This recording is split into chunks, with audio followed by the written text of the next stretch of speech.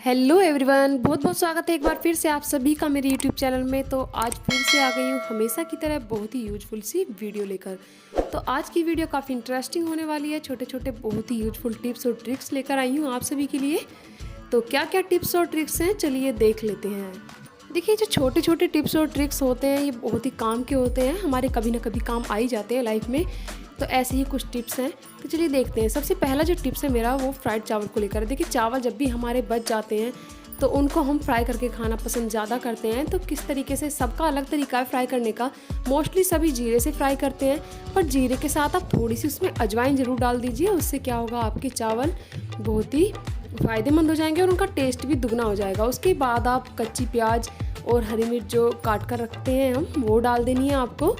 और प्याज को देखिए भूनना नहीं है, बस इस तरीके का करना है हल्का सा, जिससे कि प्याज का मीठापन चावलों में आता रहे। उसके बाद उसमें नमक डाल दीजिए, थोड़ी सी कश्मीरी लाल मिर्च, बस। और आपको कुछ भी नहीं डालना है, क्योंकि जो ज़्यादा अगर हम मसाले डालेंगे तो चावल जब हम फ्राई करेंगे उसमें जो चावलों का नेचुरल मिठास है वो नहीं आएगी। अब इसके बाद आपको टमाटर डाल देने हैं कटे हुए। टमाटर बिल्कुल बारीक बारीक काटिएगा और टमाटर को पकाना नहीं है, कच्चा ही रखना है। उसके बाद आप चावल डाल दीजिए और अच्छे से मिक्स कर दीजिए और चावलों को गर्म होने दीजिए 2 से 3 मिनट तक, बस। उसके बाद गैस बंद कर दीजिए। सिर्फ 5 मिनट में ये काम हो जाता है। और इस तरीके से जब आप चावल फ्राई करेंगे ना, एक बार खा कर देखिएगा, बहुत टेस्टी बनते हैं। बट ध्यान रखिएगा, चावलों में कोई भी मसाला मत डालिएगा, ना ही तो हींग, ना ही गरम मसाला, कुछ भी नहीं। बस सिंपली जीरा, अजवाइन, टमाटर और प्याज से इनको फ्राई करके एक बार खा कर देखिएगा, बहुत टेस्टी लगते हैं। और मैं हमेशा इसी तरीके से चावल को फ्राई करती हूँ। और ध्यान रखिएगा, नमक भी ज़्यादा नहीं डालना है। जो हल्की सी मिठास होती है ना चावल वाली, वो आनी चाहिए। अगर नमक हल्का सा भी तेज हो गया तो चावलों में टेस्ट नहीं आएगा। तो यहाँ पर चावल तैयार हैं खाने के लिए, खा लीजिए आप सभी भी। बढ़ते हैं मेरे अगले टिप्स की तरफ।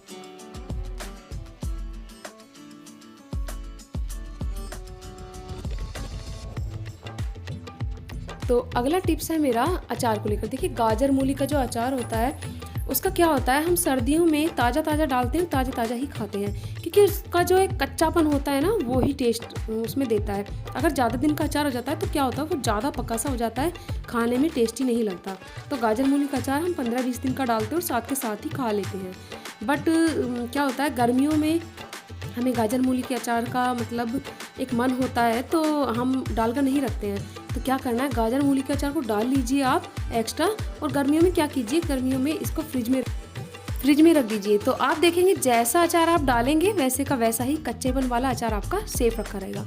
उसके बाद है मेरा आइडिया इन कीप को लेकर। मेहंदी की जो कीप एक्स्ट्रा आ जाती है हमारे घर में, पिन्नी होती है माता रानी की, उनमें मिलती रहती हैं, या फिर हमारी कोतली वगैरह आती है उस पर आ जाती हैं।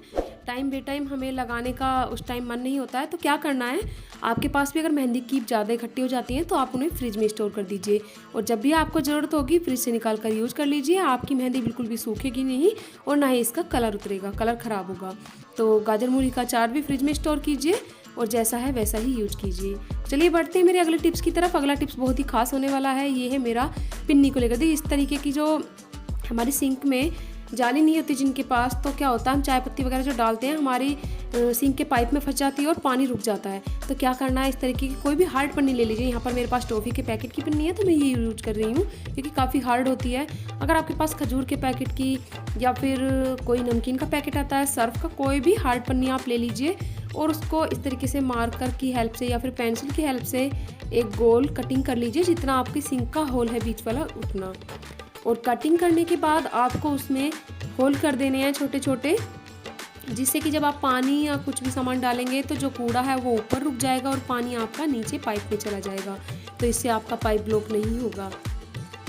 और किचन के सिंक में आप टाइम टाइम पर गर्म पानी भी डालते रहिए, क्योंकि जो चिकनाई वगैरह होती है बर्तनों की, वो पाइप में जम जाती है और उसकी वजह से हमारा जो पाइप है वो ब्लॉक हो जाता है। तो इसीलिए टाइम टाइम पर उसमें गर्म पानी भी डालते रहिए। तो अब देखिए, यहाँ पर मैंने पन्नी को कट कर लिया और मेरे पास और कुछ नहीं है, तो इस टाइम मैं जो पकड़ है इसी को गर्म करके इसी से होल कर लूँगी।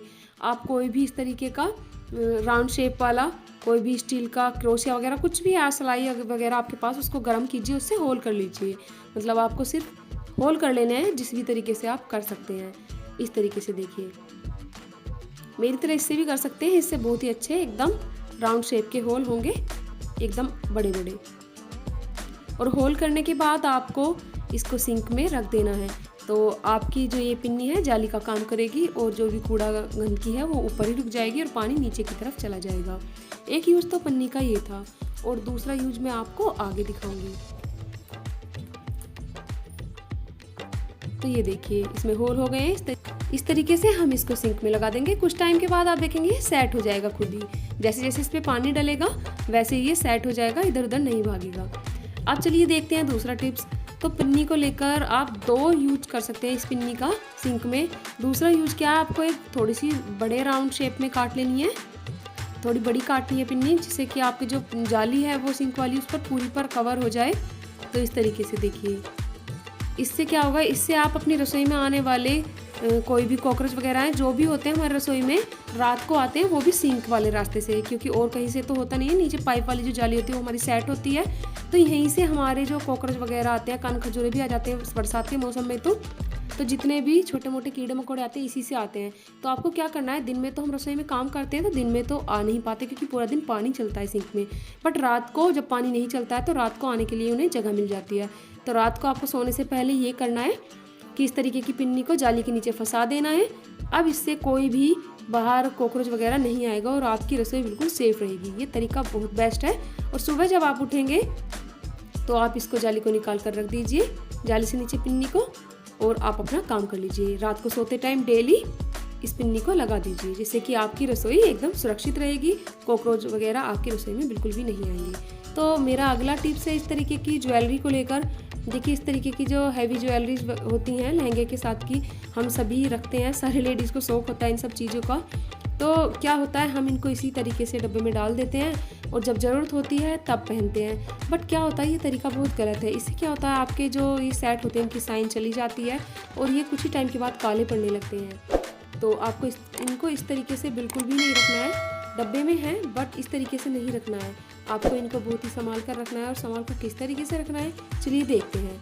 आपको ले लेनी है कॉटन।